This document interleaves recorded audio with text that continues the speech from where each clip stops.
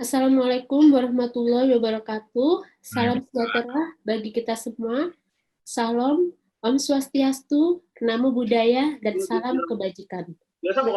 Yang terhormat Bapak Muhammad Fajrul Rahman, Profesor Kusnadi Rusmil, Dr. Mahsun Muhammadi, Dr. Mas Dalina Pane, yang kami cintai dan banggakan, Ketua Umum PPI Tiongkok, serta para peserta sekalian. Marilah kita ucapkan puji dan syukur kita kehadirat Tuhan Yang Maha Esa. Berkat rahmat dan hidayahnya kita dapat berkumpul pada hari ini untuk melakukan webinar PPIT Berkabar, yang merupakan webinar berseris yang dilakukan setiap bulannya. Untuk webinar yang pertama, kita mengangkat tema yang sedang hangat dibicarakan di saat pandemi, yaitu vaksin Tiongkok. Bagaimana tingkat keberhasilannya? Ada pepatah berkata, kalau tak kenal, maka tak sayang. Oleh karena itu, sebelum mulai acara, izinkan saya memperkenalkan diri.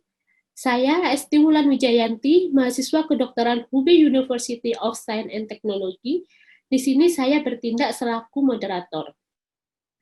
Kami menginformasikan kepada Bapak dan Ibu bahwa webinar ini diadakan melalui dua platform, di Zoom dan di YouTube. Karena keterbatasan jumlah peserta pada Zoom, sementara antusiasme peserta yang begitu tinggi, sehingga kami koneksikan dengan live YouTube. Data yang kami terima hingga hari ini, 836 peserta yang telah mendaftar. Adapun rangkaian kegiatan yang akan kita lakukan pada hari ini, yaitu pembukaan dari moderator, sambutan Ketua PPI Tiongkok, foto bersama, perkenalan keynote speaker, pembukaan acara oleh keynote speaker, perkenalan narasumber pertama, pemaparan materi oleh narasumber pertama, konklusi oleh moderator, perkenalan narasumber kedua, pemaparan materi oleh narasumber kedua, konklusi oleh moderator, perkenalan narasumber ketiga, pemaparan materi oleh narasumber ketiga, konklusi oleh moderator, sesi tanya-jawab, dan penutup. Hal itu berlangsung kondusif, dan materi yang tersampaikan itu oleh pemapar itu dengan baik gitu. Saya akan membacakan beberapa peraturan yang harus dipatuhi oleh peserta. Pertama, peserta diperkenankan memberikan pertanyaan kepada panitia yang berwenang mengumpulkan pertanyaan untuk ditanyakan kepada narasumber melalui room meeting. Untuk peserta yang ada di aplikasi Zoom, itu bisa mengirim pertanyaan di kolom chat ke tulisan panitia pertanyaan. Untuk peserta di aplikasi YouTube, bisa mengirim pertanyaan ke room chat yang telah tersedia. Nanti ada panitia yang akan mensortirnya. 6 pertanyaan terbaik menurut panitia dari peserta akan ditanyakan kepada narasumber pada saat segmen pertanyaan. Pada akhir acara, moderator akan menginformasikan tentang link Google Form untuk e-sertifikat.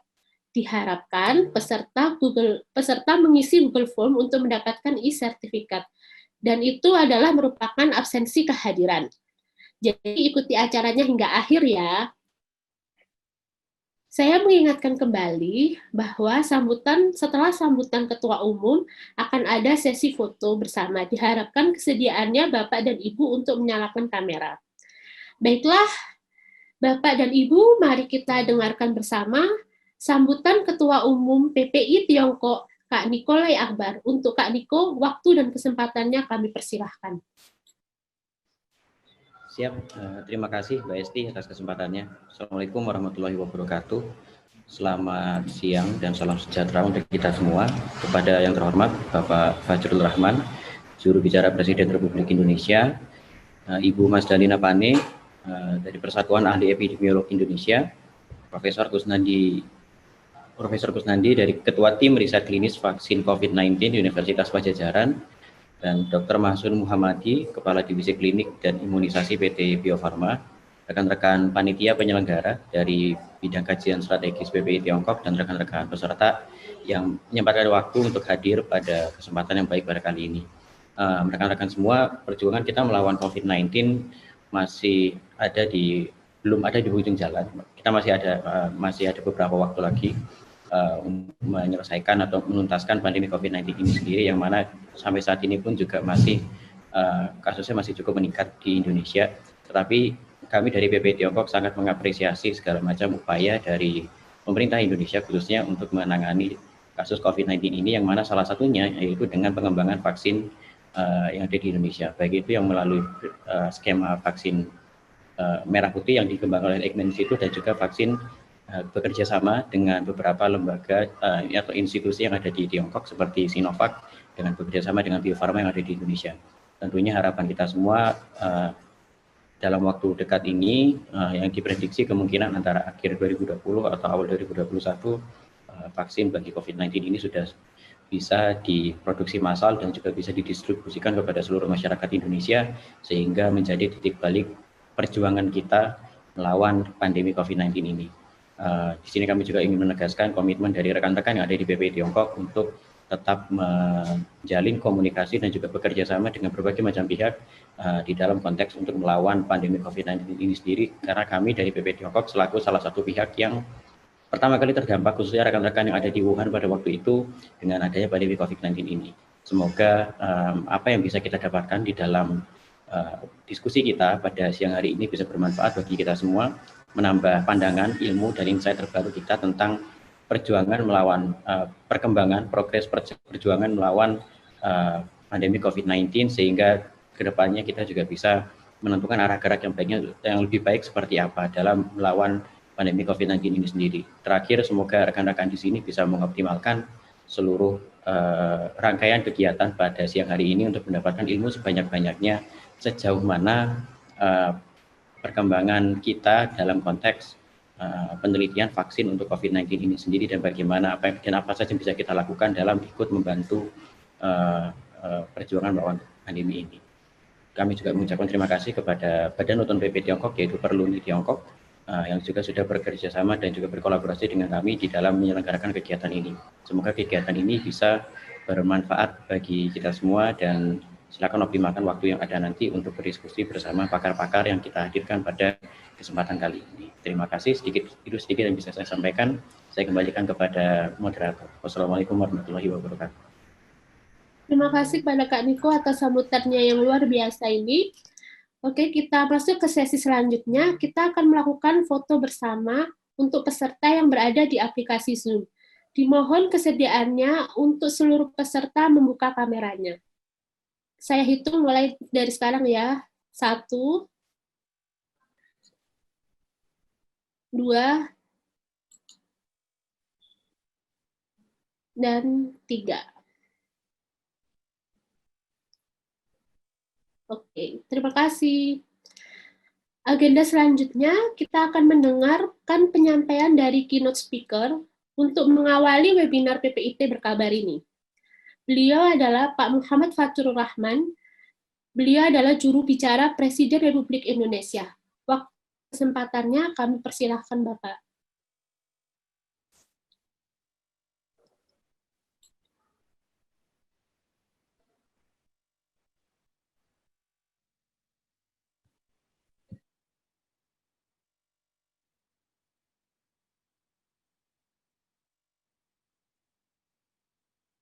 Halo, Assalamualaikum warahmatullahi wabarakatuh.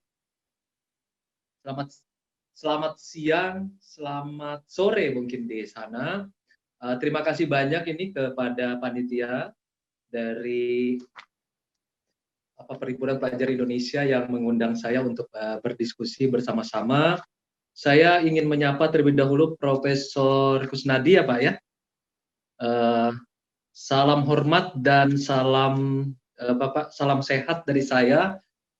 Kami sangat menghormati, sehormat-hormatnya kepada Bapak yang sekarang menangani ini sebagai tim untuk vaksin COVID-19, juga tadi dari Bio Farma juga terima kasih kepada teman-teman semua, dan terima kasih juga kepada PPI Tiongkok.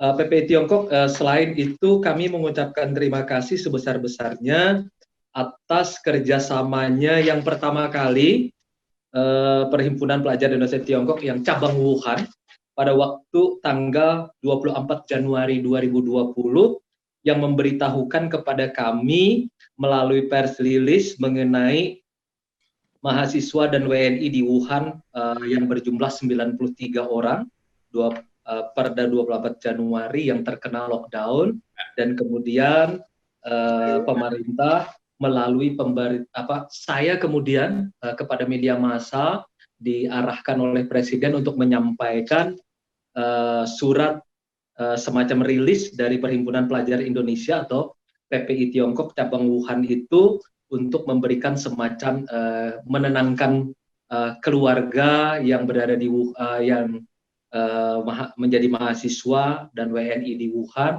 maupun di Hubei, yang kemudian Presiden Joko Widodo akhirnya memerintahkan untuk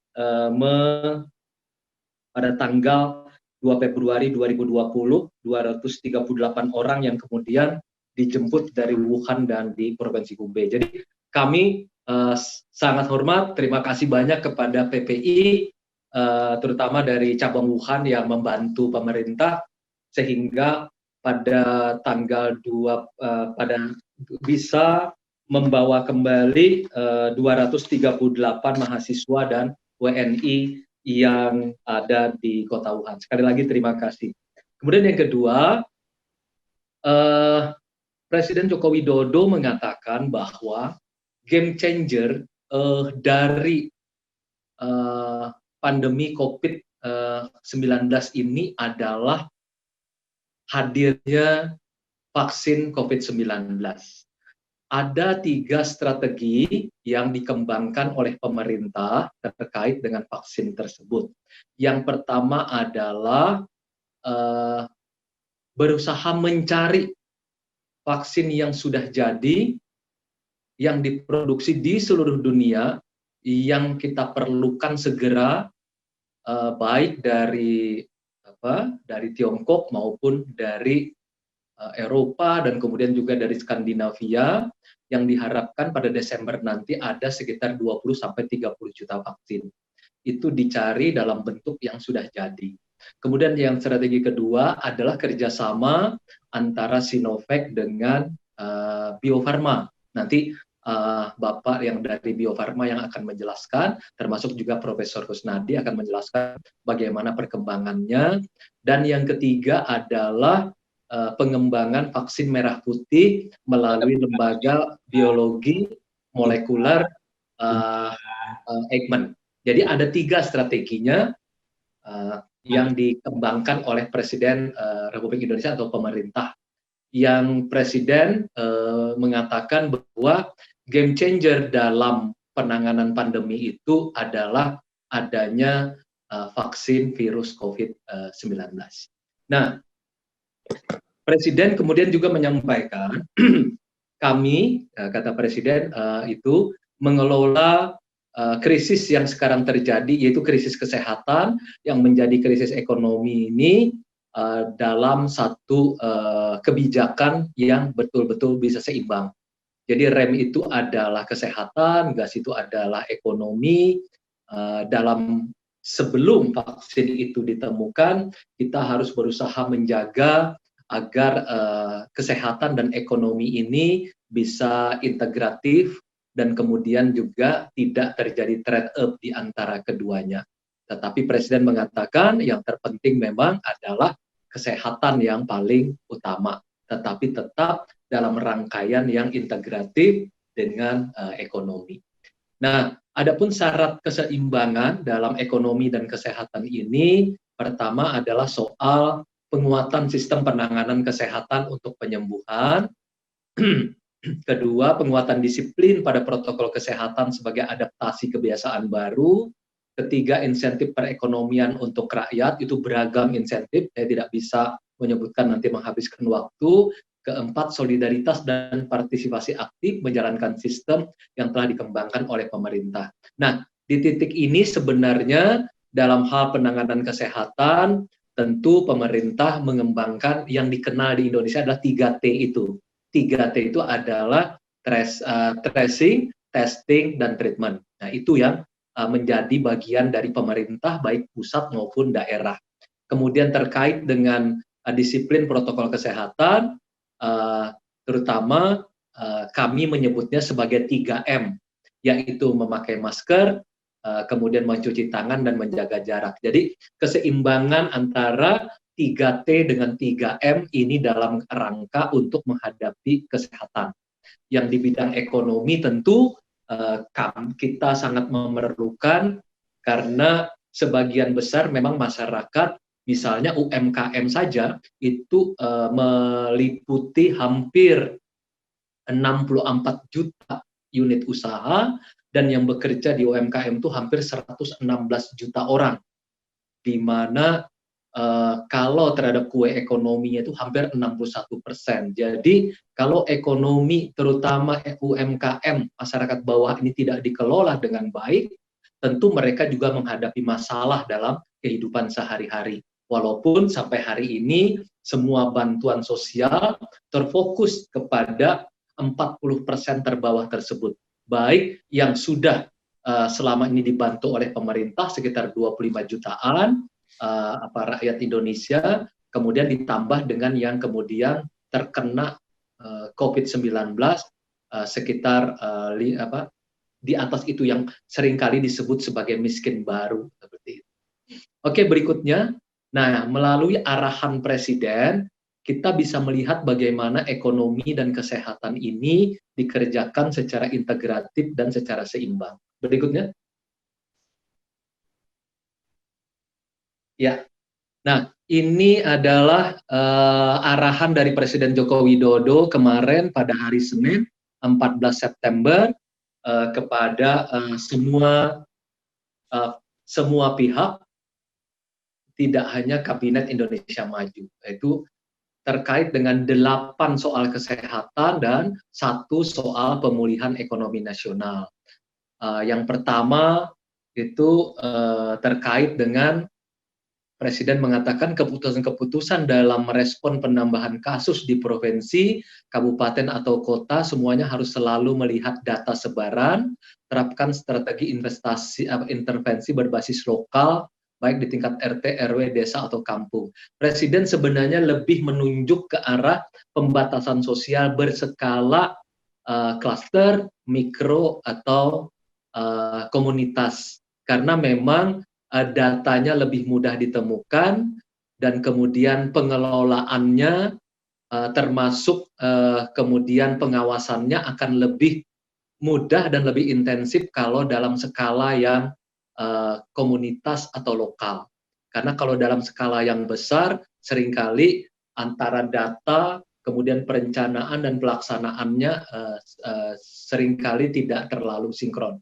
Jadi Presiden memang lebih mendorong ke arah pembatasan sosial berskala kecil, berskala mikro atau komunitas atau klaster.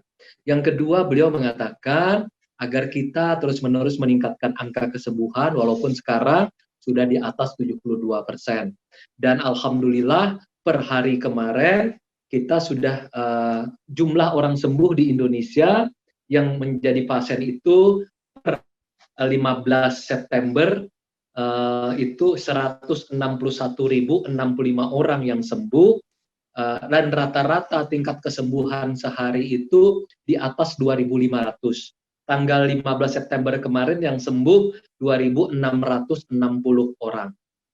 Kemudian yang keempat, pemerintah menambah tempat isolasi pasien COVID-19 yang tanpa gejala atau bergejala ringan. Karena memang misalnya saja di Jakarta Wisma Atlet itu ada beberapa tower memang masih kosong. Termasuk juga persiapan yang di Pulau Sebaru, di Pulau Galang itu belum dimanfaatkan. Kemudian ketimpangan kapasitas testing ini harus diperkecil.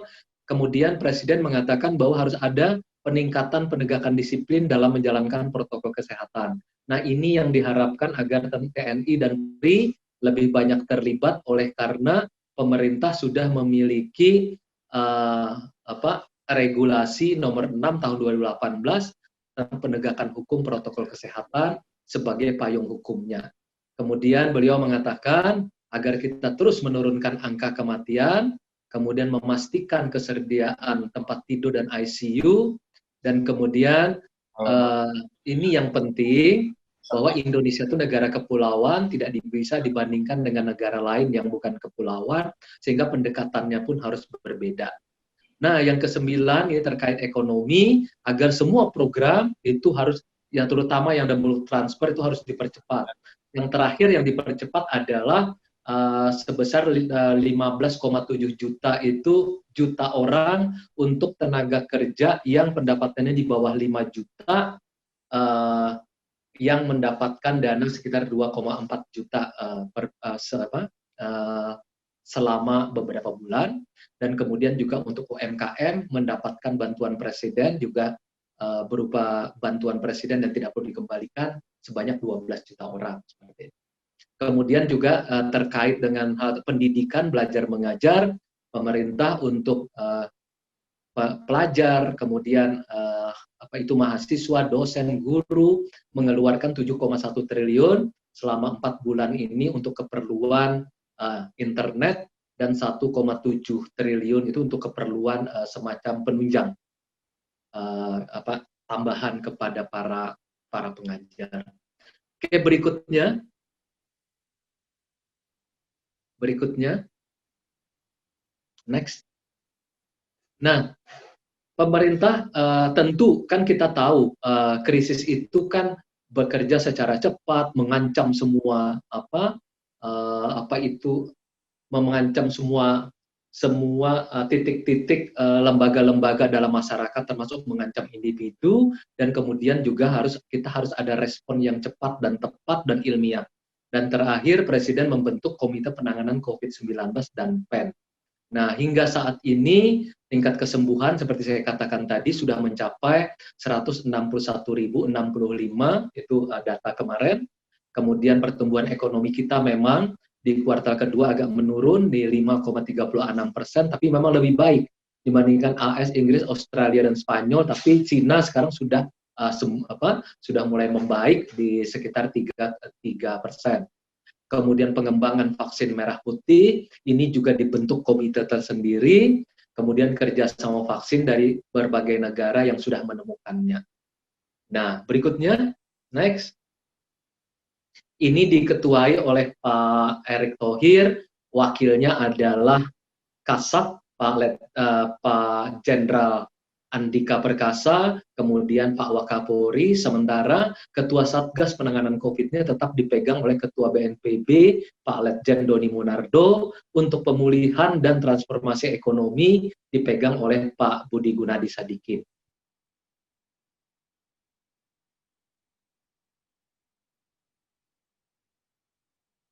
Di bodinya. Nah, setelah dikasih vaksin, diikuti selama 30 menit apa yang terjadi. Ya, apakah dia ada pingsan, merah, dan lain sebagainya. Kemudian diikutkan ya selama 30 hari. Kemudian 7 hari kemudian juga ditanya, ditelepon ya apa-apa yang terjadi. Kemudian setelah 14 hari disuntik lagi yang vaksin yang kedua. Nah, setelah disuntik vaksin yang kedua diikuti 14 hari, kemudian diambil darahnya lagi untuk melihat kadar zat anti, kemudian diikuti selama 6 bulan diambil darahnya lagi. Ya, jadi setelah 2 kali suntikan, 14 hari kemudian itu diambil darahnya, dan setelah 6 bulan kita ikuti dan kita lihat darahnya berapa zat anti yang ada. Jadi ada 2 kali penyuntikan, ada 3 kali pengambilan darah, ya. Dan pemeriksaan sebelumnya kita lakukan pemeriksaan swab. Slide. Nah, ini yang tidak dilakukan pengambilan darah, jadi hanya dilakukan pemeriksaan swab dan dilakukan swab dan pemeriksaan rapid test, kemudian dikasih 2 kali penyuntikan semuanya, diikuti sampai 6 bulan lebih, dan ini diikuti lihat keamanan vaksin, ya, dilihat merahnya, demamnya, dan sebagainya, ya. Di samping nanti dilihat efektivitas daripada vaksinnya. Slide. Nah, ini apa-apa yang dilakukan. Jadi penelitian ini sangat teliti, sehingga pada waktu 3 hari sebelum dilakukan imunisasi, ini yang dilakukan. Ya, informed consent, terus kemudian dicek eligible-nya, kemudian dilakukan swab, ya, terus kemudian ditanya lagi medical history-nya, physical examination. Kalau hasil swab-nya negatif, ditelepon boleh ikut penelitian. Kalau dia positif tidak boleh, dan dia akan dikonsulkan untuk mendapat pemantauan lebih lanjut. Slide. Nah, ini pada waktu penyuntikan. Nah, jadi 3 hari setelah pemeriksaan, yang namanya visit prosedur V1. V1 itu penyuntikan yang pertama. Yang pertama, jadi V1 atau D0 dilakukan penyuntikan. Ditanya lagi itu, cek eligible kriterianya. Kemudian diambil darahnya, kita lihat, diambil darahnya, dilihat IgG, IgM-nya, ya dilihat titer antibodinya, terus kemudian untuk yang perempuan diperiksa pregnancy testnya, hamil atau tidak. Kalau hamil nggak boleh, ya kemudian ditanya lagi, periksa lagi darahnya. Diperiksa lagi badannya, lihat IgG, IgM-nya, kemudian kita lakukan lihat titer antibodinya, randomisasi, kan kemudian kita injeksi. Randomisasi itu maksudnya untuk mengetahui untuk di mana yang dapat vaksin dan mana yang dapat placebo. Kemudian diobservasi 30 menit, dievaluasi lokal dan immediate reaction-nya dan systemic event. Kemudian kita kasih diary card dan surveillance form untuk ditulis di rumahnya. Dan setelah itu pasiennya boleh pulang. Ya, slide. Nah, 14 hari kemudian kita panggil lagi orangnya, dicek lagi untuk yang perempuan itu urinannya untuk lihat positif atau negatifnya, kehamilan atau tidak. Kemudian kita lakukan physical examination lagi, kita injeksi yang kedua. Setelah kita observasi lagi 30 menit, kita evaluasi lagi local reaction, kemudian kita kasih lagi diary card dan surveillance form. Yang lama kita ambil, kita kasih yang baru. Kemudian kita evaluasi untuk 14 hari kemudian suruh datang. Slide.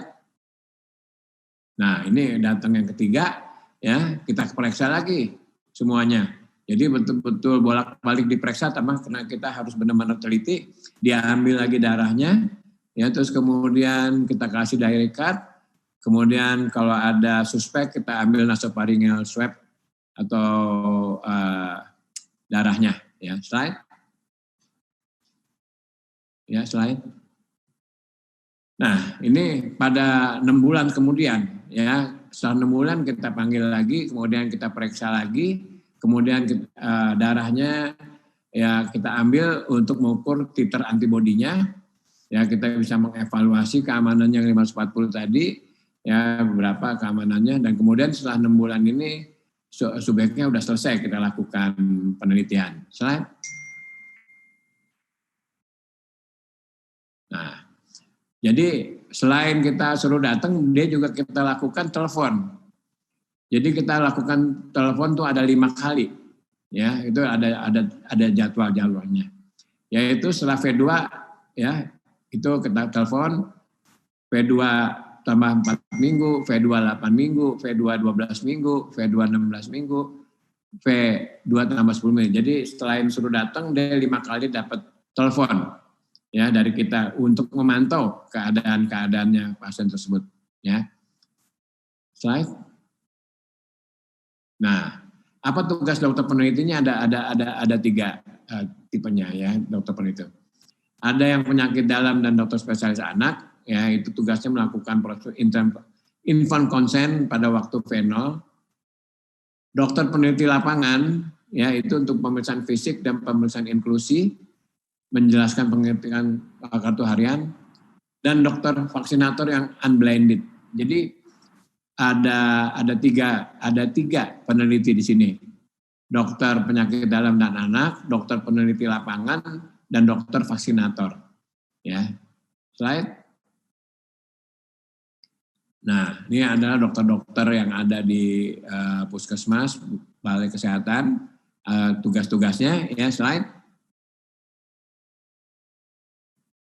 Nah, ini adalah bagaimana caranya kita melakukan surveillance, ya. Setelah kita lakukan penyuntikan, kemudian kita lakukan nasopharyngeal swab, ya slide. Nah, ini gejalanya, kalau bisa sebelum sampai sesak, kalau ada kita sakit batuk pilek, kita lakukan swab, ya kalau mamanya dalam penelitian ini, ya slide. sebelum sesek. Sekian dan terima kasih. Terima kasih atas pemaparannya dari Profesor Dr. Kusnadi Rusmil. Dari pemaparan beliau dapat ada 3 poin penting nih yang bisa saya simpulkan. Yang pertama adalah pakailah masker dan cuci tangan karena virus COVID-19, virus SARS-CoV-2 atau penyebab penyakit COVID-19 itu penyebarannya melalui droplet. Kemudian yang kedua adalah obat-obat pada penyakit ini masih menggunakan obat-obat penyakit lain dan juga suplemen untuk membantu meningkatkan daya imunnya. Dan yang ketiga, vaksin itu merupakan harapan terbesar bagi kita semua. Dan di Indonesia sendiri, vaksin penelitiannya memasuki fase uji klinis tahap ketiga. Uji klinis tahap pertama dan kedua telah dilakukan di Cina. Dan perlu diketahui, ternyata antusiasnya masyarakat Indonesia, rekrutmennya pendaftarnya itu 2.000 lebih, dan sudah 600 orang yang telah diperiksa. Wah, itu sudah sangat memberikan gambaran betapa penelitiannya ini benar-benar sangat detail dan teliti, karena banyak dokter-dokter yang telah bekerja keras untuk ini. Oke, kita lanjut ke agenda selanjutnya untuk narasumber yang kedua. PT Bio Farma merupakan perusahaan farmasi yang ditunjuk oleh pemerintah untuk mengembangkan vaksin COVID-19. Pada kesempatan kali ini telah hadir bersama kita Dr. Mahsun Muhammadi MKK. Beliau adalah Kepala Divisi Klinis dan Imunisasi PT Bio Farma. Waktu dan kesempatannya kami persilahkan, Pak. Terima kasih kepada Bu Esti. Assalamualaikum warahmatullahi wabarakatuh. Yang terhormat Bapak Dr. Insinyur Fajrul Rahman, yang terhormat Profesor Kusnadi Rusmil, serta Ibu Esti Wulan selaku moderator. Izinkan saya mempersiapkan share screen dulu.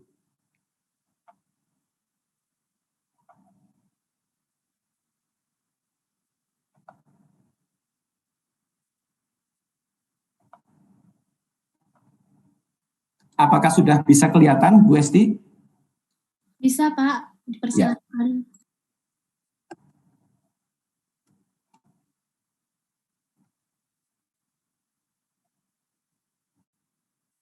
Baik, jadi judul presentasi saya adalah pengembangan vaksin COVID-19 PT Bio Farma Persero. Ya, Bapak Ibu sekalian, vaksin itu sebetulnya apa sih? Vaksin adalah produk biologi, di mana vaksin itu dibuat dari bakteri atau virus yang sudah diolah sedemikian rupa di perusahaan, di pabrik, yang sudah tidak berbahaya lagi. Namun manfaatnya adalah untuk mengaktifkan sistem kekebalan, seperti tadi sudah disampaikan oleh Prof. Kusnadi Rusmil. Ya, manfaat vaksinasi apa? Secara sederhana, manfaat vaksinasi adalah kepada individu menimbulkan kekebalan terhadap penyakit yang berbahaya yang kandungan antigennya ada di dalam vaksin. Tapi untuk kelompok dan skala global, ini juga memberi manfaat, memberikan kekebalan kelompok. Kita lihat gambarnya. Jadi yang warna biru adalah kelompok masyarakat yang tidak sakit tapi belum punya kekebalan. Sedangkan yang berwarna merah adalah masyarakat yang terinfeksi. Apabila kondisi ini terjadi, tidak punya kekebalan dan ada 1 atau 2 orang yang sakit, ini penyakit ini sangat mudah menular. Kalau COVID ini jelas penularannya melalui droplet secara langsung atau secara tidak langsung, bisa melalui benda-benda dari percikan droplet tadi. Terus berikutnya kita lihat yang gambar kedua, itu ada sebagian yang sudah divaksin sehingga punya kekebalan, tapi masih sedikit. Ini juga masih ada risiko berbahaya, sehingga memang pemerintah kita bahu-membahu untuk bagaimana bisa memenuhi kebutuhan vaksin dalam jumlah yang cukup untuk rakyat kita. Nah, yang gambar terakhir inilah yang diharapkan, sehingga sebagian besar masyarakat sudah bisa mendapat vaksin sehingga bisa kebal, dan kalau kebal yang berwarna kuning itu seolah-olah memberi perlindungan kepada masyarakat lingkungan sekitarnya. Inilah yang disebut konsep kekebalan kelompok atau herd immunity, Dan herd immunity melalui vaksin adalah suatu langkah yang sangat rasional dan sangat ilmiah dan bisa dipertanggungjawabkan. Nah, secara garis besar, bagaimana proses produksi vaksin apabila nanti sudah lolos uji klinis fase 3 ya? Ini ada 2 tahap kalau kita kelompokkan, yaitu upstream proses dan downstream proses. Upstream proses itu mulai dari persiapan bibit vaksin, terus ini dikembangbiakkan virusnya ya, setelah dikembangbiakkan dipanen, setelah dipanen dilakukan inaktivasi, dimatikan sehingga sudah tidak berbahaya lagi, sudah mati. Nah, setelah itu hasilnya adalah vaksin setengah jadi lah, namanya balek. Nah, balek inilah yang nanti akan diimpor oleh Bio Farma dan untuk dilakukan proses lebih lanjut, dilakukan setelah itu diformulasi, tapi dalam konteks ini formulasinya sudah dilakukan di Tiongkok, nanti RTF namanya, ready to fill, sehingga kita baleknya sudah tinggal di filling dan dikemas. Karena ini memang kita perlu kecepatan yang tinggi dalam memenuhi kebutuhan vaksin. Jadi inilah kurang lebih tahapan-tahapannya. Untuk uji klinis itu kita impor dengan SAS ya, dengan skema khusus. Itu sudah berupa vaksin yang sudah ready, ya sudah berupa vaksin. Tapi nanti kalau sudah proses produksi, itu kita impor dalam bentuk balek RTF, itu ready to fill. Nah ini Bapak Ibu sekalian, Bio Farma ini adalah BUMN, Badan Usaha Milik Negara Holding Farmasi. Kami merupakan induk, dan kami memiliki anak perusahaan, yaitu Kimia Farma dan Indofarma. Kami mendapat amanat dari negara seperti disampaikan oleh Bapak Fajrul Rahman tadi, bahwa bagaimana negara kita ini sedemikian rupa ke depan ini harus lebih baik lagi, mampu memenuhi kebutuhan kita sendiri. Kebutuhan kita untuk obat-obatan, kebutuhan kita untuk vaksin, kebutuhan kita untuk alat kesehatan ini yang menjadi PR kita yang ke depan bertahap ini harus bisa kita penuhi. Tapi dalam jangka pendek tentunya kalau vaksin kita saat ini belum bisa, kita harus bekerja sama berkolaborasi dengan pihak lain dengan berbagai cara, baik kita impor balek maupun sebagian mungkin nanti impor finish product sehingga bisa memenuhi kebutuhan. Dan kami juga sudah mempunyai berbagai macam jaringan selain pabrik, ini juga berbagai jalur distribusi kita sudah punya 45 jalur distribusi, jaringan klinik sekitar 600 lebih, apotek lebih dari 1.200 apotek, dan pabrik baik yang ada di Farma, di Kimia Farma maupun di Indofarma kami juga memiliki pabrik. Dan sebagian produk kami ini sudah alhamdulillah bisa dipakai selain di dalam negeri juga kita juga melakukan ekspor ke berbagai negara. Nah, untuk Bio Farma sendiri memang kami fokus ke portofolio produknya adalah vaksin dan serum sampai sekarang. Dan kami telah menerapkan berbagai macam sistem manajemen yang terintegrasi, CPOB, GMP, ISO 9001, ISO 14001, OSAS, dan berbagai macam sistem manajemen yang dibutuhkan agar dalam memproduksi vaksin kita bisa memiliki kualitas yang bagus, baik standar dalam negeri, dalam hal ini Badan POM, maupun standar internasional maupun WHO. Namun demikian, produk yang kita hasilkan itu kami prioritaskan dalam negeri dulu.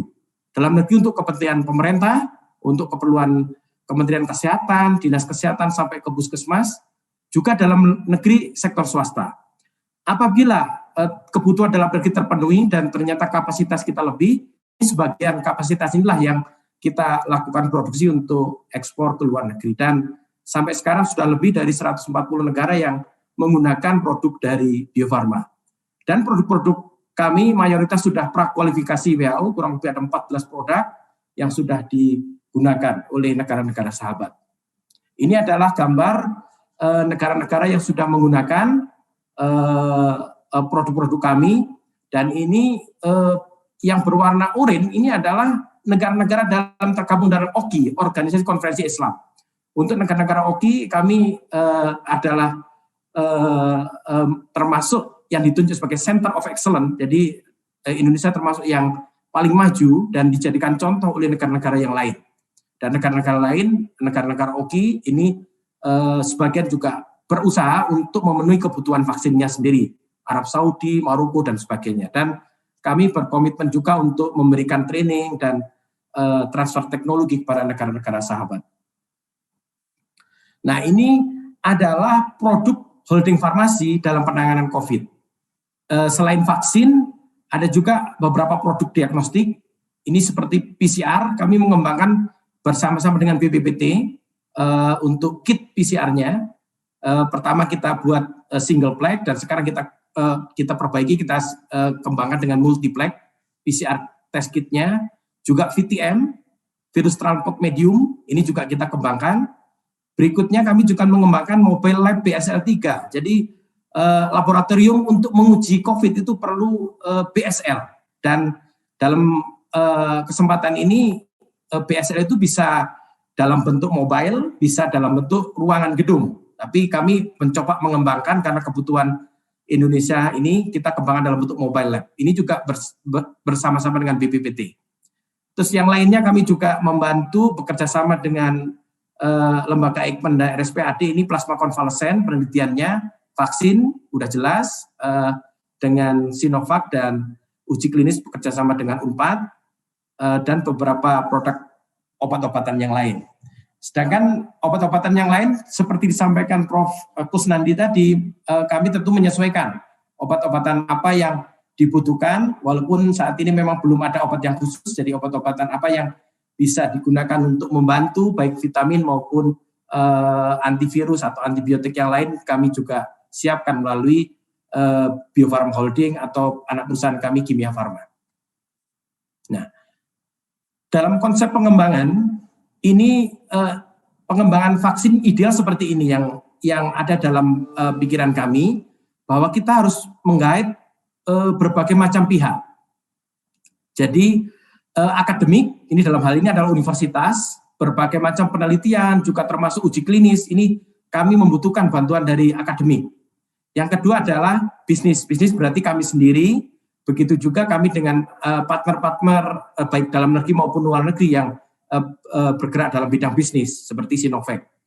Yang ketiga, governance atau pemerintah, kami sangat membutuhkan bantuan, masukan dari Kementerian Kesehatan, dari Badan POM, juga kementerian yang lain. Kami kemarin juga banyak bantuan juga dari Kementerian Luar Negeri, dan sebagainya. Memang kita harus berkolaborasi, seperti disampaikan oleh Pak Fajrul Rahman tadi. Kita harus bergandengan tangan, bagaimana kita bisa mengatasi berbagai masalah negara kita ini.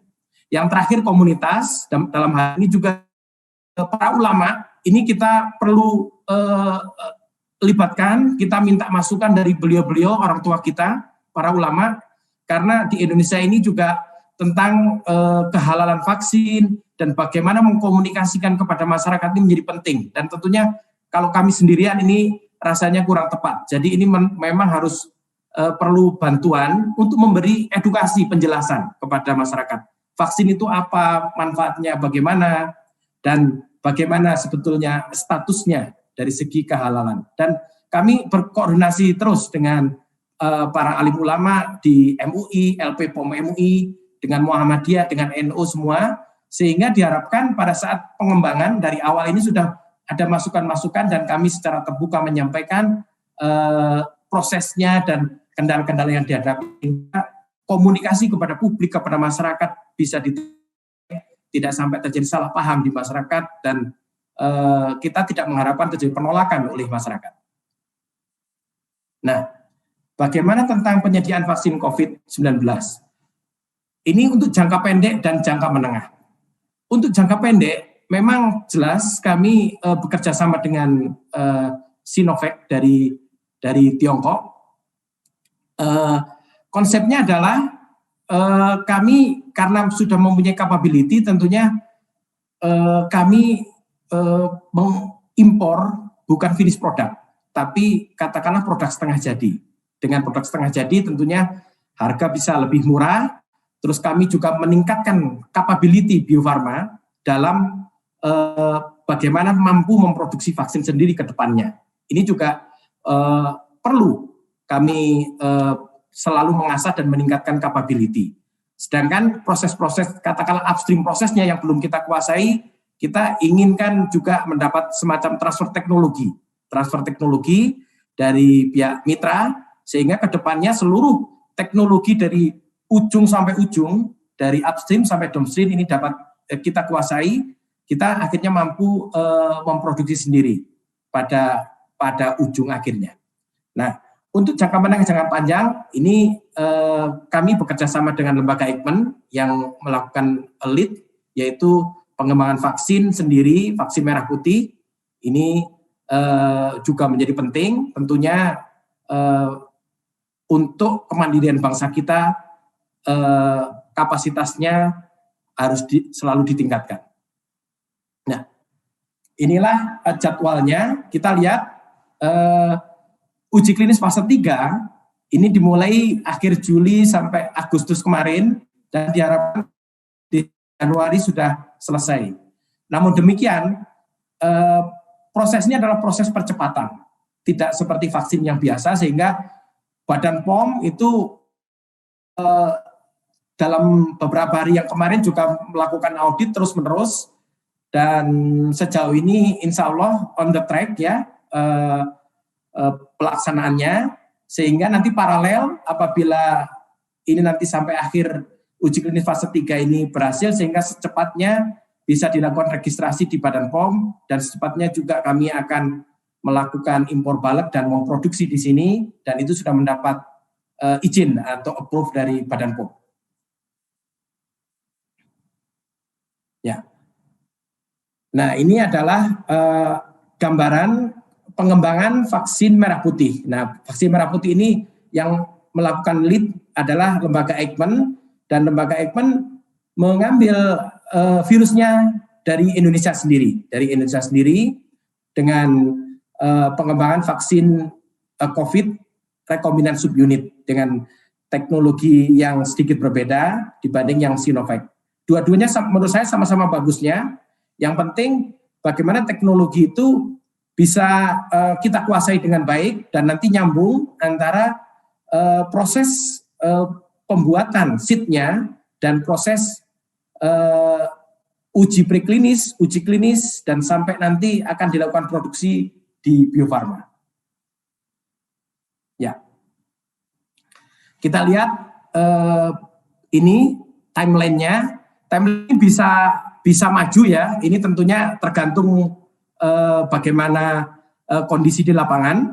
Ini apabila normal nanti diharapkan awal 2021 ini seed sudah selesai. Ini kita berdoa semua tim dari lembaga Eijkman bisa berhasil, dan berikutnya masih ada beberapa PR yang kita selesaikan dalam konteks upscalingnya bagaimana di laboratorium.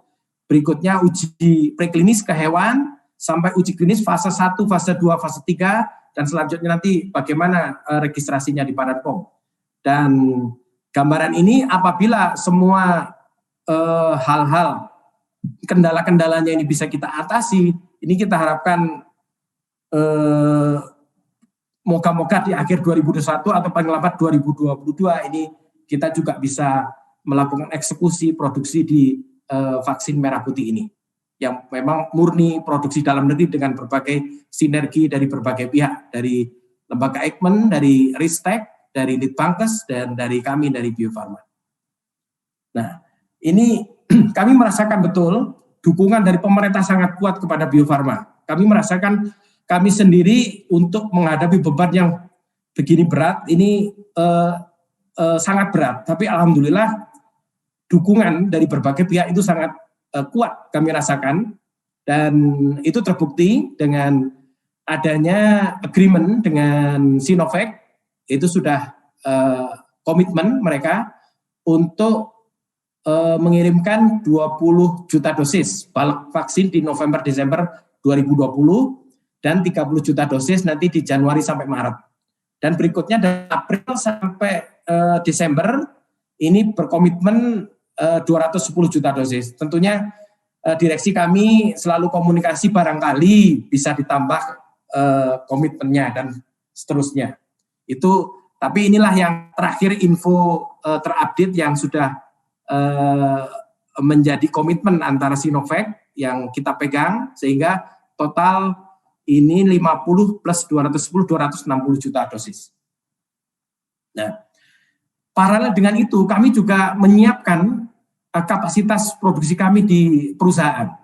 Gedungnya sudah kami siapkan di Gedung 21 di Bandung dan juga Gedung 43 di Bandung, sehingga total ini 250 juta dosis kapasitasnya, dan ini sudah mampu menangkap keperluan untuk melakukan produksi step by step seperti komitmen dari Sinovac yang akan mengirimkan balak vaksinnya ke kami dan akan siap kami produksi di PT Bio Farma Bandung.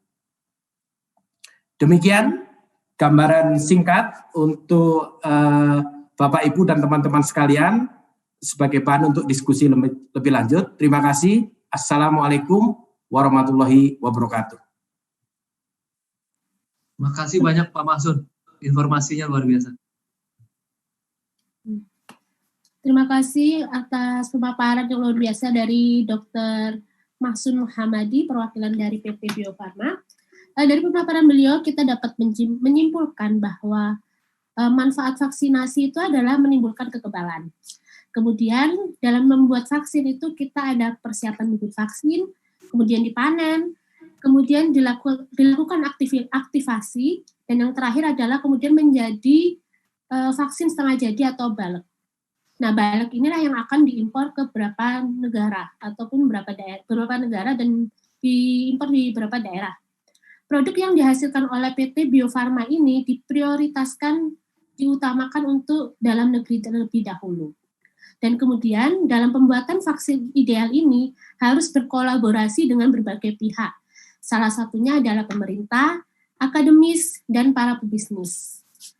Dan berarti kita lanjut ke narasumber yang ketiga, yaitu epidemiologi itu memiliki peran, para epidemiolog itu memiliki peran yang sangat signifikan di masa pandemi ini, karena bisa menganalisa penyebaran dan pencegahan penyakit menular yang disebabkan oleh virus.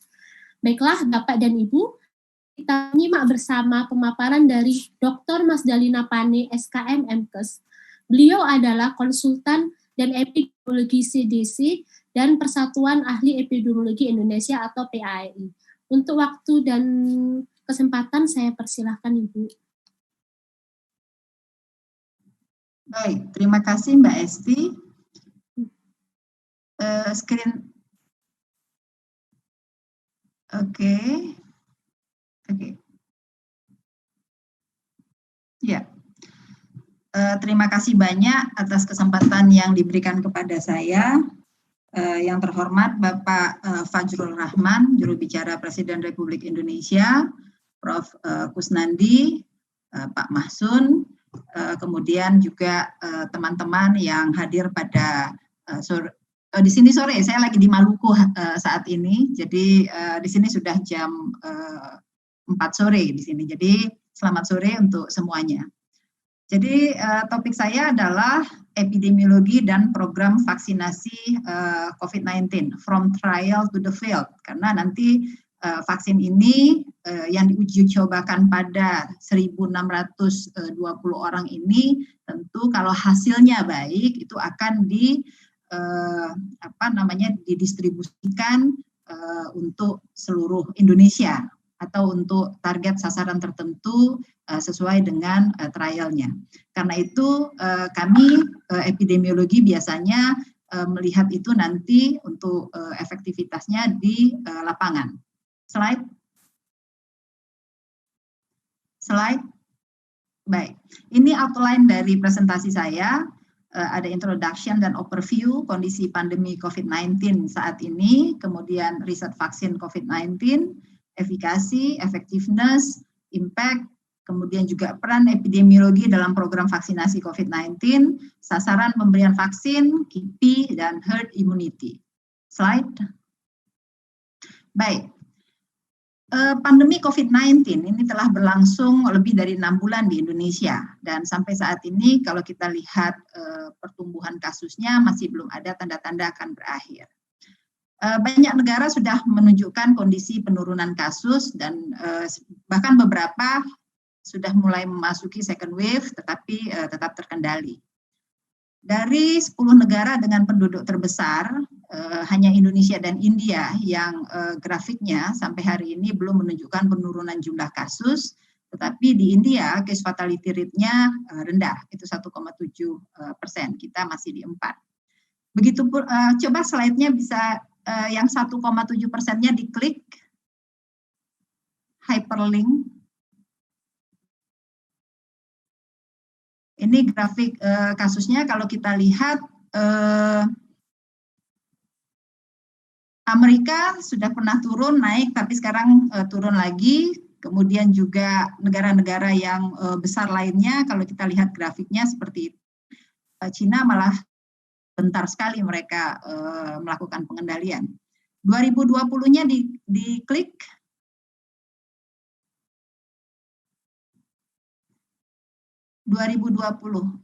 Bukan. 2020-nya diklik. Itu hyperlink. Baik. Bagaimana dengan Asia Tenggara? Di kawasan Asia Tenggara, kita dengan Filipina menyumbangkan jumlah kasus yang terbanyak. Tetapi dalam 1,5 bulan terakhir, Filipina sudah terlihat ada tanda-tanda penurunan kasus dalam 1,5 bulan terakhir ya. Dan angka kematian mereka juga rendah, 1,6%. Sementara CFR di Asia Tenggara juga hanya 1,8%. Jadi ini merupakan indikator-indikator yang harus kita kejar untuk melakukan pengendalian. Seiring dengan belum terkendalinya COVID-19 di Indonesia, ribuan tenaga kesehatan terinfeksi dan ratusan dokter dan perawat meninggal dunia. Ini merupakan loss of asset bagi Indonesia dan akan berdampak terhadap layanan kesehatan esensial. Kalau mereka terinfeksi, tentu mereka harus melakukan isolasi selama setidaknya 14 hari, sekalipun tanpa gejala. Dan selama transmisi di komunitas masih tetap tinggi dan tidak terkendali, maka itu akan terus berdampak kepada tenaga kesehatan. Kalau kita bicara tentang kesembuhan, kesembuhan sendiri sebenarnya bukanlah merupakan indikator pengendalian. Apalagi 65% dari kasus terkonfirmasi kita itu tanpa gejala. Jadi apa sih yang dimaksud dengan sembuh? Karena mereka sendiri tidak sakit, tidak pernah sakit. Jadi hanya karena dia menjadi negatif ininya, hasil swabnya. Jadi inti utama pengendalian itu adalah containment yang tepat melalui isolasi dan karantina. Itu inti utamanya adalah isolasi dan karantina. Isolasi dan karantina ini didapat dari kontak tracing yang benar melalui penyelidikan epidemiologi yang berkualitas. Slide. Terus. Kita tidak langsung ke sini ya. Kalau selama pengendalian kita belum berlangsung dengan baik, maka sebenarnya ada cara lain untuk mengendalikan penyakit menular. Tapi ini untuk mengendalikan penyakit menular, bukan untuk mengendalikan pandemi sebenarnya. Jadi bagaimana cara mengendalikan penyakit menular? Ada dengan menggunakan obat.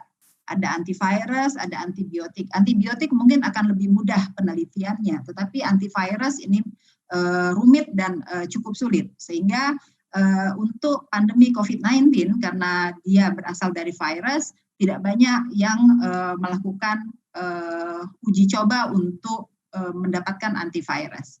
Kemudian yang kedua, meningkatkan daya tahan tubuh itu bisa juga dengan penelitian imunomodulator. Banyak juga yang sudah melakukannya. Dan kita punya penjaga gawang riset-riset ilmiah di bidang ini. Kemudian yang ketiga adalah vaksin spesifik. Jadi kalau kita lihat ada banyak negara yang telah melakukan uji terhadap vaksin ini.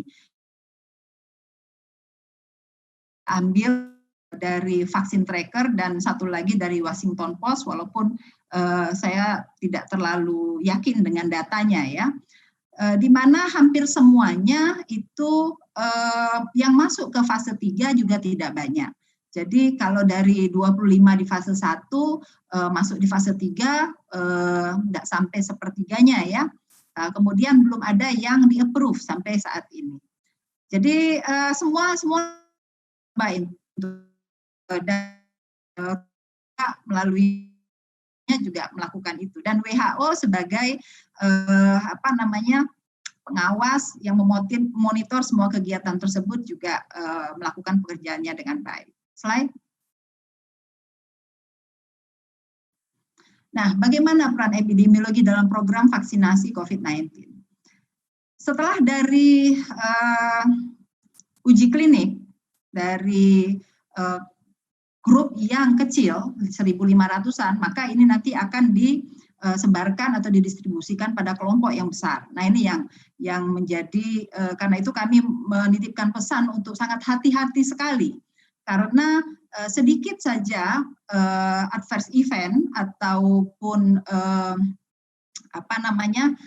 dampak yang tidak begitu baik, dampak simpangnya ya, itu kalau di populasi itu akan menjadi sangat besar jumlahnya. Misalnya 1% dari 1.600 di populasi itu bisa sampai puluhan ribu ya. Kalau dia ringan saja sih tidak jadi masalah. Sampai kepada yang berat. Yang berat itu biasanya per sejuta. Nah, per sejuta kalau pada penduduk Indonesia yang 268.000 itu jumlahnya akan cukup banyak juga kalau misalnya punya efek yang berat. Slide. Ini definisi dari efikasi, effectiveness, dan impact. Nah, 3 hal ini seorang epidemiolog akan mencoba juga mengukurnya di lapangan, tapi tidak di dalam komunitas trial. Di trial ada yang namanya clinical epidemiologist yang juga ikut serta biasanya di dalam penelitian vaksin dan obat untuk menghitung efikasi. Slide. Jadi untuk pengukuran efek vaksin ada efek langsung, biasanya pada clinical trial itu clinical epidemiologist. Nah, tapi indirect effect itu biasanya public health epidemiologist dan field epidemiologist yang akan mengukurnya di lapangan, yaitu efek dari program vaksinasi pada level populasi, termasuk yang tidak divaksinasi. Kalau pada fase 3, biasanya sih perusahaan obat dan vaksin itu kalau dia mau jual produknya di suatu negara, negara kita tentu meminta mereka untuk melakukan uji vaksin fase 3 di negara ini. Jadi kami nanti yang bersama-sama dengan Kementerian Kesehatan, saya juga bekerja di Badan Litbang Kementerian Kesehatan, itu yang akan mengukur indirect effect dari vaksin tersebut di populasi ketika vaksin tersebut sudah di-approve dan didistribusikan pada komunitas yang lebih luas. Pengukuran pada clinical trial itu terutama yang effectiveness, jadi dari klinik ke real life, dalam kehidupan kita yang real. Jadi itu yang akan kita ukur. Nah, kadang-kadang ada beberapa bias dalam trial yang tidak menjadi concern gitu. Seperti misalnya placebo bias. Saya berharap sekali teman-teman yang sedang melakukan trial untuk juga menghitung setiap bias yang terjadi di dalam dalam trial vaksin tersebut. Slide. Nah, ini perhitungan effectiveness. Jadi kalau vaksin itu diberikan kepada populasi yang ini mengukur insiden pada populasi yang tidak divaksinasi dibandingkan dengan populasi yang divaksinasi. Jadi ada penurunan insiden enggak? Ada dan kemudian untuk efektif terutama yang untuk kalau overall seperti itu ya. Kalau yang indirect nanti beberapa indikator lain yang akan diukur untuk perhitungan effectiveness di populasi. Kemudian setelah itu akan dilakukan surveillance atau melakukan monitoring. Kalau itu masuknya di fase 4, post marketing surveillance bagi para target yang mendapatkan vaksin. Data-data yang wajib dikumpulkan biasanya standar, ada data sasaran, kemudian bagaimana dengan tes rutin, lalu data program, data-data dari kejadian ikutan pasca imunisasi, kemudian juga dari circulating strain yang menyebabkan vaksin kemudian menjadi tidak efektif. Slide. Bagaimana pertimbangan menjadikan vaksin sebagai vaksin program? Ada beberapa pertimbangan. Yang pertama, efikasi vaksin. Efikasi itu adalah kemampuan vaksin untuk melindungi masyarakat dari penyakit yang dapat dicegah dengan imunisasi. Karena ada beberapa referensi yang menyatakan bahwa imunitas yang dihasilkan dari natural exposure dari yang terinfeksi itu ternyata sangat rendah sekali. Nah, saya tidak tahu apakah diinjus dengan vaksin kemudian antibodi itu akan bisa meningkat dengan lebih baik. Kemudian yang kedua, berapa lama perlindungannya? Karena masing-masing vaksin juga perlindungannya beda-beda. Ada yang hanya 1 tahun seperti vaksin influenza, malah 6 bulan karena itu ada seasonal influenza untuk 2 musim gitu ya. Itu hanya 6 bulan. Nah, bagaimana kalau dia harus terus disuntikkan karena perlindungannya terus turun begitu ya. Kemudian yang kedua, risiko. Jadi timbangannya itu antara risiko dengan efikasi. Kemudian yang lain lagi cost of disease dan cost of vaccination. Jadi vaksin itu bukan cuma sekedar mendapatkan vial vaksinnya saja, tapi mendistribusikan vial yang ada yang diproduksi oleh Bio Farma sampai disuntikkan kepada sasaran atau target, itu ada cost juga yang harus dihitung. Bagaimana membawa vaksin ini sampai ke Papua, bagaimana cold chain-nya, di mana harus disimpan, itu juga menjadi perhitungan di dalam vaksinasi sehingga dia menjadi vaksin program. Jadi selain efektivitas dan efikasi itu termasuk dalamnya insiden dan pencegahan terhadap mortality, juga ada tujuan programnya.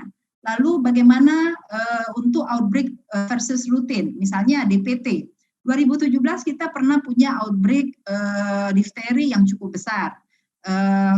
Karena itu ada ORI namanya, outbreak response immunization untuk difteri. Jadi itu juga menjadi pertimbangan. Lalu impact-nya, cost effectiveness-nya, productivity-nya, dan loss of resources. Itu juga menjadi pertimbangan untuk menjadikan suatu vaksin menjadi vaksin program. Nah, kemudian bagaimana infrastruktur dan existing system. Di Kementerian Kesehatan sendiri, existing system untuk imunisasi itu sudah berjalan dengan baik. Vaksin imunisasi dasar, kemudian juga imunisasi tambahan juga dilakukan oleh Kementerian Kesehatan melalui sistem yang sudah eksis. Slide.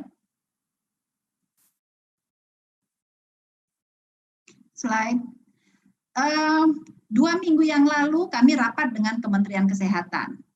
Jika vaksin yang di-trial saat ini berhasil, bagaimana cara kita mendistribusikannya. Jadi ini saya dapatkan dari rapat kita bersama Kementerian Kesehatan, dan kemudian siapa sasaran prioritas dari imunisasi COVID-19 ini. Jadi rencananya vaksin ini akan dikemas dalam multidos, 10 dosis per vial. Jadi kalau 10 dosis per vial biasanya ada indeks pemakaian ya, indeks pemakaiannya kepinginnya sih 10-10-nya langsung. Tapi biasanya indeks pemakaiannya 8 sampai 9 ya, masih ada tersisa lah 1, itu disebut sebagai wastage rate. Nah, jadi kenapa tidak single dose? Karena kalau single dose dibutuhkan storage yang juga cukup besar untuk menyimpan semua vaksin. Kalau 10 dosis per vial itu juga cukup efektif.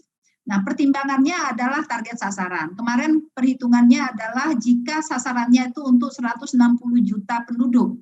160 juta sasaran ini itu sekitar 59% ya, hampir 60%. Padahal kalau bicara herd immunity itu 80% biasanya ya. 80% itu artinya kalau 5 orang, 4 orang terlindungi, maka dia akan melindungi yang 1 orang. Kalau 60% artinya 3:2 ya, 3 orang yang terlindungi, 2 orang masih ada kemungkinan ya dan tidak memiliki kekebalan. Tapi tidak apa. Jadi jika 160.000 target sasaran karena 2 dosis jadi 320.000. Dengan wastage rate 20%, kebutuhan dosisnya jadi 384.000. Maka dibuatlah beberapa skenario. Jadi skenario tersebut sudah disusun sebenarnya di Kementerian Kesehatan jika vaksin ini berhasil. Nah, kemudian sasaran prioritas, karena hanya 160.000, maka harus prioritas, siapa yang mendapatkannya. Yang pertama, kemarin kita menyusun, tapi ini masih mungkin untuk berubah ya, melihat data-data epidemiologi yang terus berkembang. Yang pertama adalah petugas kesehatan di seluruh Indonesia, terutama petugas kesehatan yang melakukan kontak langsung dengan penderita COVID-19.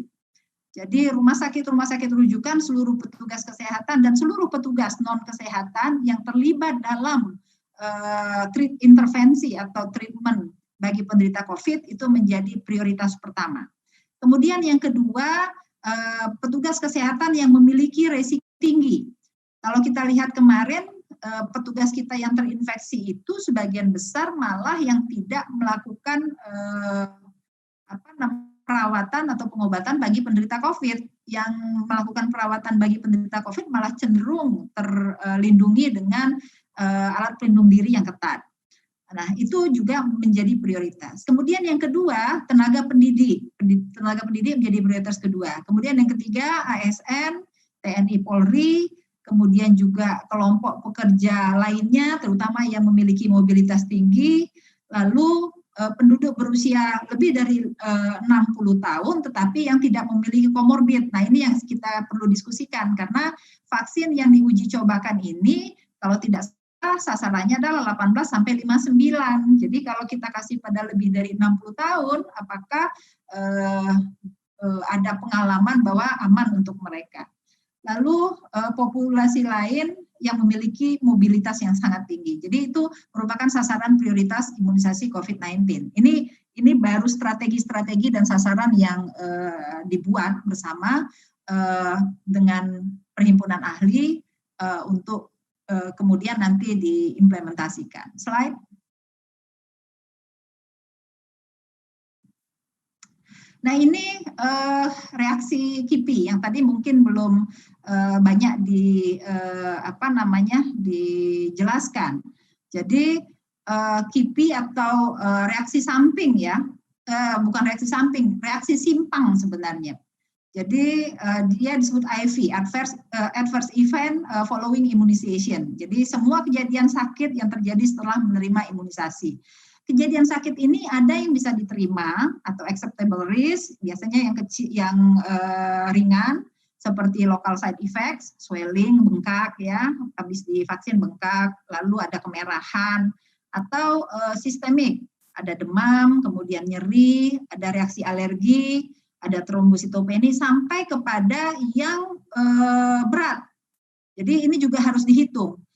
Berapa besarannya? Karena kita akan melakukan estimasi kepada populasi. 1% dari 1.620 sampel, generalisasi di populasinya sangat besar. Jadi kalau 160.000 orang yang disuntik nantinya, itu 1%-nya itu besar sekali gitu ya, nilainya bisa jutaan. Nah, kemudian bagaimana dengan severe risk? Jadi risiko yang berat. Yang berat pada vaksin ini macam-macam, ada Guillain-Barré, ada anaphylactic shock, sampai pada kematian. Angkanya biasanya tidak besar. Misalnya 1 per 1 juta penduduk. Nah, ini juga harus, kalau pada sampel kecil yang 1.620 dan sangat terkontrol, itu biasanya tidak terlihat. Tapi nanti begitu sampelnya udah besar, banyak, nah ini baru akan terlihat. Nah, ini juga harus dipertimbangkan.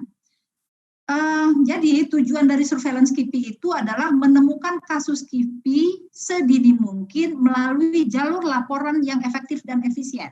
Jadi kalau bisa dalam hitungan jam itu sudah bisa ketahui jenis dan pola kasus KIPI dengan cepat dan tepat. Lalu menangani kasus KIPI secara komprehensif. Itu merupakan tujuan utama dari surveillance KIPI. Slide. Nah, ini tadi sudah bicarakan tentang herd immunity. Jadi mungkin kita tidak bisa 100% melindungi penduduk kita. Kalau kita lihat di situ sekitar 20% kita tidak mampu lindungi. Tadi sudah dijelaskan oleh Pak Mahsun bagaimana herd immunity itu bekerja. Jadi herd immunity kalau kemarin kan masyarakat kita terinfeksi. Tidak, sebenarnya tidak begitu. Herd immunity itu atau kekebalan kelompok atau kekebalan kawanan itu bisa didapat dari dua arah. Bisa dari ketika kita terinfeksi kemudian kita mendapatkan antibodi, atau dari vaksin kita mendapatkan juga kekebalan. Nah, itu tadi sudah dijelaskan bahwa dalam kondisi wabah kalau 1-2 orang yang terkena, kalau tidak dilakukan apa-apa, maka dia akan menyebar pada banyak sekali orang dan mungkin itu outcome-nya akan ada yang mendapatkan imunitas, ada yang sembuh, ada yang meninggal, kemudian ada juga yang cacat atau rusak ya organnya. Jadi itu outcome-nya. Nah, ketika imunisasi diimplementasikan, kita berharap di yang ketiga, insidence-nya akan turun. Slide. Saya kira itu yang bisa kami sampaikan dari sisi epidemiologi, dan kami mengapresiasi apa yang sudah dilakukan oleh teman-teman dari Universitas Padjadjaran dan Bio Farma. Mudah-mudahan hasilnya baik, tetapi kami sangat bermohon untuk sangat hati-hati sekali menghitung setiap efek dan impact yang dihasilkan. Kita berharap sekali antibodi bisa meningkat dan bisa dihitung berapa lama antibodi itu bisa bertahan di tubuh seorang yang mendapatkan vaksin. Terima kasih. Terima kasih kepada Ibu Dr. Mas Dalina Pane atas pemaparan yang sangat jelas dan detail. Jadi saya dapat simpulkan dari pemaparan beliau adalah bahwa di Indonesia itu grafiknya itu masih meningkat, dan kesembuhan sendiri itu bukan indikator kesembuhan, itu indikator dari suatu pengendalian. Banyak kasus yang intinya dari pengendalian atau seperti banyak kasus di COVID-19 itu adalah orang tanpa gejala. Sehingga indikator pengendalian utama itu adalah melakukan metode epidemiologi secara berkualitas. Contohnya adalah dengan melakukan tracing dan sebagainya.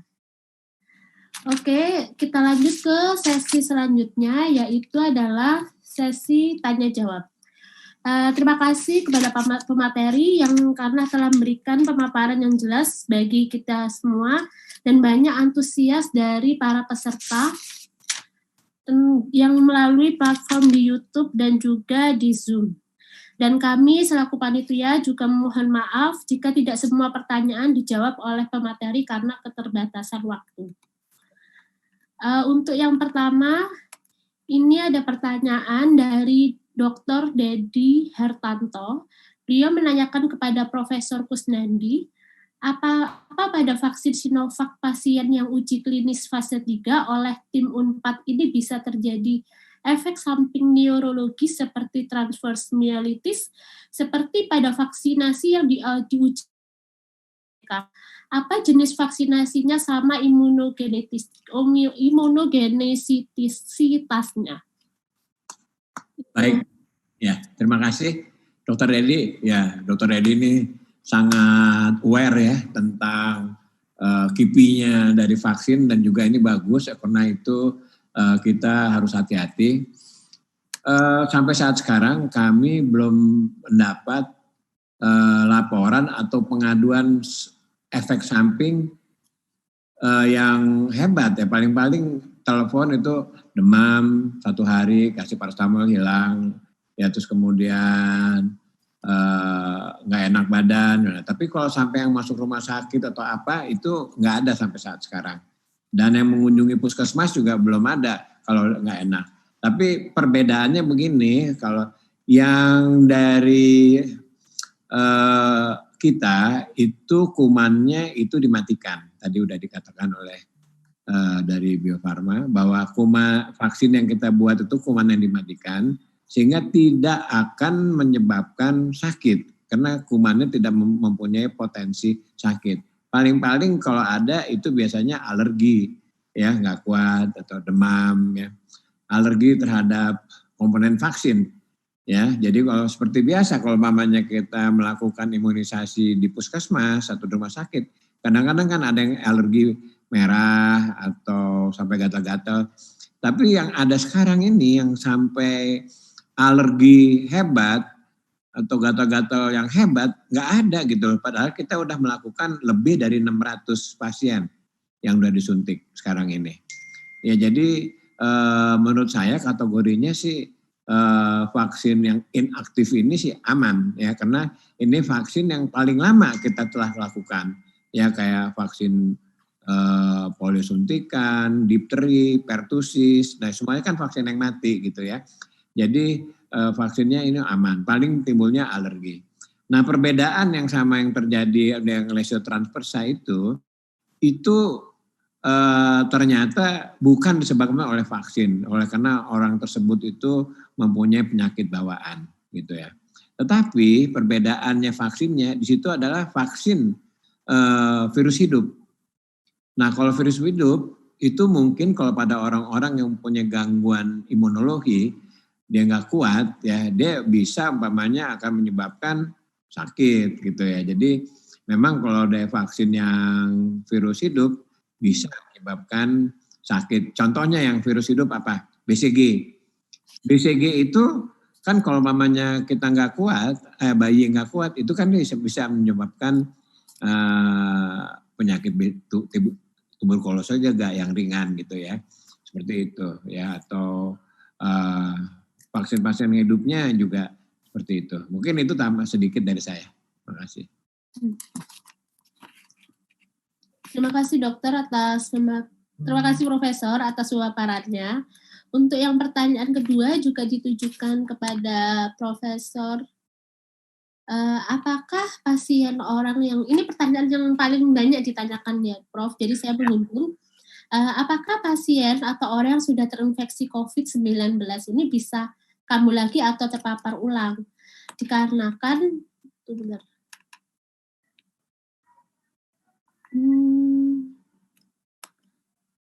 karena saya pernah baca ada kasus pasien yang hasil swab-nya positif kembali setelah selesai pengobatan, selesai isolasi mandiri, dan kembali ke masyarakat itu mereka positif lagi. Itu bagaimana Prof? Tergantung daya tahan daripada orang tersebut ya. Kan kalau imunisasi menyebabkan timbulnya daya tahan. Daya tahan itu tergantung titer antibodi yang terbentuk. Kalau titer antibodinya dia udah turun sekali, jadi dia akan bisa kena penyakit lagi. Kayak tadi dikatakan itu kalau kita kena sakit influenza, kemudian kita kasih vaksin influenza, tapi nanti lama-lama kita bisa kena influenza lagi, gitu. Jadi tergantung daya tahannya. Demikian juga kalau kita varicella gitu ya. Kadang-kadang ada yang udah pernah dapat vaksin imunisasi varicella, tapi kok kadang-kadang dia kena seolah-olah dapat varicella lagi, cacar air seperti itu. Ya mungkin itu. Jadi tergantung titer antibodi yang ada dalam darahnya. Seperti itu ya. Terima kasih Profesor atas pertanyaannya, atas jawabannya dan pemaparannya. Jadi semoga jawaban beliau bisa memberikan hasanah dan pengetahuan bagi kita semua ya. Untuk pertanyaan selanjutnya ditujukan kepada Dr. Mahsun Muhammadi. Pak Mahsun, kenapa sampel untuk uji vaksin hanya terbatas di Bandung? Kenapa tidak menguji klaster sampling per provinsi atau kabupaten? Dari Dilham Tendiso. Untuk Pak Mahsun dipersilahkan. Jadi untuk vaksin Sinovac ini sebetulnya uji klinis itu dilakukan secara multisenter.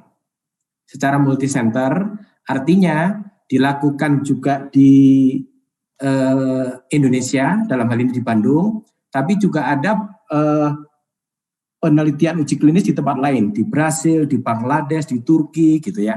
Ada penelitian di tempat lain. Nah, pada prinsipnya hampir sama, tapi mungkin ada beberapa perbedaan yang sedikit ya, beberapa perbedaan sedikit. Misalkan usianya kalau kita dibatasi 59, yang di tempat lain bisa aja lebih dari 59 tahun.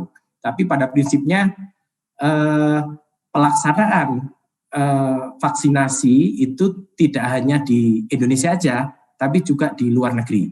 Dalam hal ini tentunya data-data itu nanti bisa saling di-share untuk melihat dari segi efektivitas, safety-nya, dan efikasinya seperti disampaikan oleh Prof. Kusnandi Rusmil. Nah, sekarang pertanyaannya, kenapa kok cuma di Bandung saja gitu ya, kok nggak ini? Nah, ini memang banyak pertimbangan. Nanti mungkin Prof bisa menambahkan. Jadi banyak pertimbangan.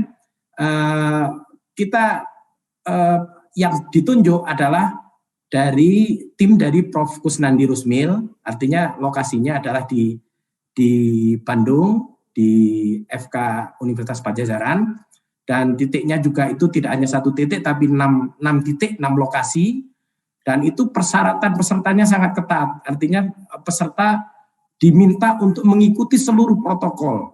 Jadi nggak bisa misalkan peserta ikut, habis ikut dia beberapa hari lagi jalan-jalan ke luar negeri atau kemana, nah itu diperlukan kerjasama yang sangat ketat dari peserta. Nah, dari situlah akhirnya diambil suatu keputusan bahwa pelaksanaan untuk di Indonesia itu dipusatkan di satu titik di Bandung dengan ketua timnya adalah Prof. Kusnandi Rusmil dan alokasinya ada di 6 lokasi. Jadi itu juga sudah dengan mempertimbangkan berbagai pertimbangan termasuk pertimbangan teknis, kemudahan dalam pelaksanaan uji klinis, dan itu juga tim uji klinis itu juga harus sudah tim yang sudah katakanlah profesional dan sudah memiliki track record melaksanakan uji klinis, dan timnya Prof. Kusnandi itu sudah puluhan kali melakukan uji klinis tentang vaksin. Jadi tentunya ini merupakan tim yang sudah sangat kuat timnya dan sudah punya pengalaman beberapa kali untuk melakukan uji klinis. Itu jadi pertimbangan teknis dan pertimbangan lainnya. Itu yang bisa saya sampaikan. Monggo Prof kalau mau ditambahkan Prof. Ya, kantornya sebelah-sebelahan, jadi deket. Jadi tinggal halo, udah ketemu gitu. Udah dekat kita, karena hampir semua imunisasi program nasional uji klinisnya di kita gitu loh. Di Bandung, jadi hampir semua bisa dikatakan mulai dari hepatitis, DPT, kemudian combo masuk pentabio, mulai dari fase 1, fase 2, fase 3 gitu ya. Jadi udah di Bandung ya, karena dekat jadi gampang gitu ya, tinggal halo tolong dong ya gitu. Mungkin itu tambahan. Terima kasih. Oke, terima kasih untuk Dr. Masun dan Profesor. Untuk yang pertanyaan kedua juga ditujukan pada Dr. Masun. Untuk kriteria inklusi, apakah ras juga dipertimbangkan dimasukkan menjadi sampel percobaan? Jika tidak ada, apakah hasil percobaan efektif untuk semua ras? Dari Jusli Adrianus Lakapu. Mohon dokter dijawab. Baik.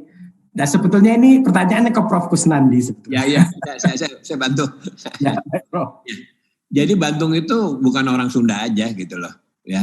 Di situ ada orang Padang, ada orang Ambon, ada orang Manado. Ya kita nggak milih-milih orang, jadi kita milihnya lokasi. Di lokasi itu terdiri dari banyak suku ya, banyak suku. Jadi bukan orang Sunda aja, bukan orang Jawa aja, bukan orang Padang. Di situ ada segala macam suku. Jadi memang di situ nanti kita tulis sukunya. Nah, requirementnya kita tulis sukunya supaya memang dari bermacam-macam suku gitu loh. Ya jadi salah satunya begitu. Mungkin tambahan seperti itu. Terima kasih.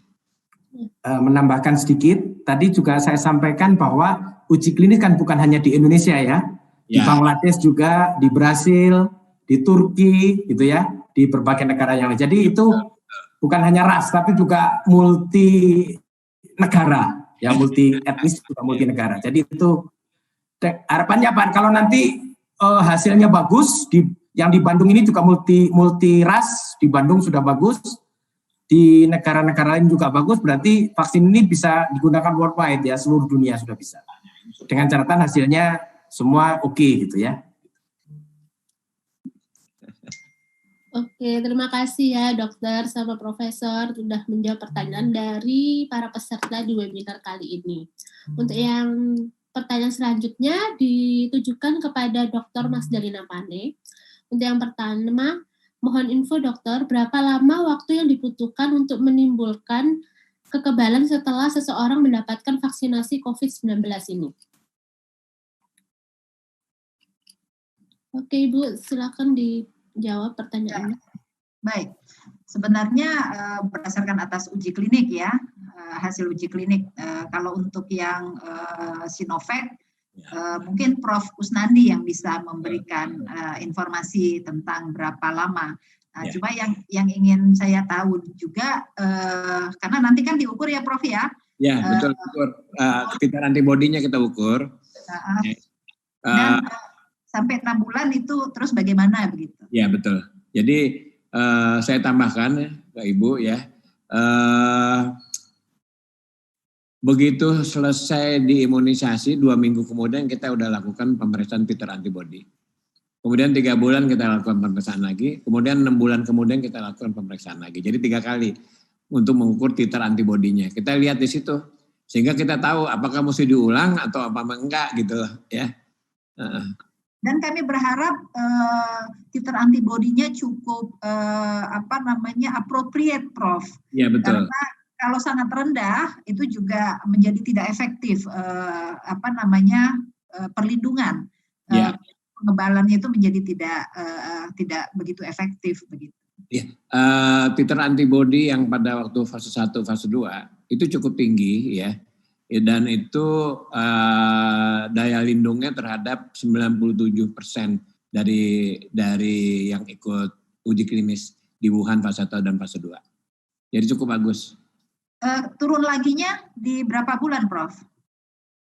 Yang di Wuhan. Di Wuhan itu turunnya lagi nggak salah, tapi nggak begitu turun ya. Jadi sampai sekarang update-nya belum ada. Jadi sekarang di Wuhan, cuman dia itu pada waktu fase 1, fase 2 itu titer antibodinya cukup tinggi dengan kadar yang diberikan itu kalau nggak salah 600 subunit dengan vaksin yang diberikannya 600 subunit atau 3 mikrogram per 0,5 cc ya, 0,5 cc. Nah itu antibodi yang terbentuk itu kurang lebih 96% dan 97%, tergantung dosis. Di penelitian itu ada dua dosis tinggi dan dosis rendah. Tapi baik dosis tinggi maupun dosis rendah itu cukup baik hasilnya. Ya. Saya kira udah terjawab ya Asti. Iya Bu, terima kasih. Untuk pertanyaan yang kedua itu ada lagi yaitu Bu Mas Dalina kan konsultan CDC. Kira-kira bagaimana terkait travel ban yang diterbitkan oleh CDC gitu? Itu bagaimana Ibu? Tapi sebenarnya CDC bukan cuma Indonesia saja yang di-ban gitu ya. Sebenarnya ini otoritas setiap negara untuk bisa melindungi negaranya gitu. Nggak cuma CDC. CDC malah dari bulan Agustus kalau salah, Agustus atau Mei ya, mereka sudah melakukan itu. Restriksi dari beberapa negara. Malaysia malah yang dekat dengan kita juga melakukan restriksi terhadap kita. Tapi restriksi Malaysia juga bukan terhadap kita sendiri. Pembatasan mereka adalah untuk negara yang memiliki jumlah kasus lebih dari 150.000. Mereka batasi. Jepang juga melakukan itu. Jadi sebenarnya semua negara berupaya untuk melindungi negaranya, terutama ketika kasus-kasus mereka sudah turun, maka mereka melakukan restriksi, tapi saya pikir itu untuk sementara. Nanti mudah-mudahan beberapa bulan ke depan kalau kita sudah mampu mengendalikan, itu pasti akan dibuka kembali. Jadi tidak hanya untuk Indonesia sebenarnya, cuma di capture-nya oleh wartawan biasanya, wah Indonesia di-ban 59 negara. Ternyata rame-rame juga bareng-bareng ya. Amerika juga di-ban di Malaysia. Ya, saya kira itu ya. Oke, terima kasih untuk para narasumber yang telah meluangkan waktunya dan memberikan pemaparannya perihal vaksin ini. Sehingga kita itu mempunyai gambaran tentang vaksin ini gitu loh. Harapannya semoga vaksin uji klinis fase 3 yang berjalan di Indonesia itu dapat dilakukan dengan lancar dan baik, dan pandemi COVID-19 segera berakhir, dan para mahasiswa, terutama mahasiswa Indonesia yang sedang kuliah di Tiongkok juga bisa kembali ke Tiongkok untuk kembali. Terus untuk para peserta, link absensi akan dibagikan di grup WhatsApp yang telah disediakan oleh panitia, dan link tersebut akan dibuka hingga pukul 19.00 waktu Indonesia Barat. Oke, untuk peserta saya ingatkan lagi ya, untuk peserta link absensi akan dibagikan di grup WhatsApp yang telah disediakan oleh panitia, dan link tersebut akan dibuka hingga pukul 19.00 waktu Indonesia Barat. Demikianlah webinar sore kali ini. Saya sebagai moderator mewakili segenap panitia dari PPI Tiongkok dan Perluni Tiongkok memohon maaf atas segala kekurangan ini. Dan terima kasih atas kesediaan Bapak dan Ibu semua meluangkan waktunya untuk mengikuti webinar ini. Kami mendoakan semoga Ibu, Bapak, dan Ibu selalu sehat, bahagia, dan sukses. Dan juga kami mengajak Bapak dan Ibu untuk selalu menerapkan protokol kesehatan yang telah dianjurkan oleh pemerintah. Sampai jumpa di webinar selanjutnya. Salam PPI, berdaya, berkarya bersama. Ya. Wassalamualaikum warahmatullahi wabarakatuh. Waalaikumsalam warahmatullahi wabarakatuh. Waalaikumsalam.